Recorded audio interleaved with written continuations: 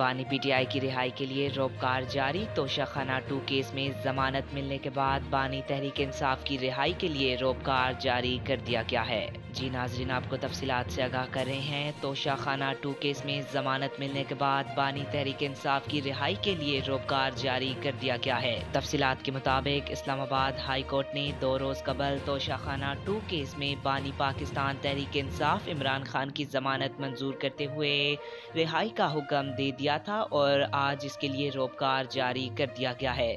عمران خان کی ضمانت پر رہائی کے لیے 10-10 لاکھ روپے کے طارق نون اور راجہ غلام سجاد نے دیے، جس کے بعد اسپیشل جج سینٹرل شاہ رخ ارجمند نے بانی پی ٹی آئی کی رہائی کا روپکار جاری کیا۔ واضح رہے کہ 2 روز قبل اسلام آباد ہائی کورٹ نے توشہ خانہ 2 کیس میں بانی P T I Imran Khan کی ضمانت منظور کرتے ہوئے انہیں رہا کرنے کا حکم دیا تھا۔ عدالت نے بانی پی ٹی آئی کو 10-10 لاکھ روپے کے 2 مچلکے جمع کرانے کا حکم دیتے ہوئے ضمانت کے بعد ٹرائل کورٹ میں پیش ہونے کا حکم دیا تھا اور کہا تھا کہ ٹرائل میں عدالت سے تعاون نہ کیا تو ضمانت کا آرڈر واپس ہو سکتا ہے۔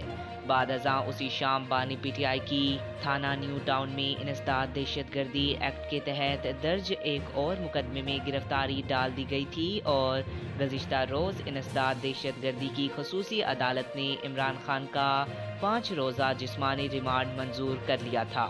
آج تک کے لیے اتنا ہی، ملتے ہیں اگلی ویڈیو میں، تب تک کے لیے اللہ حافظ۔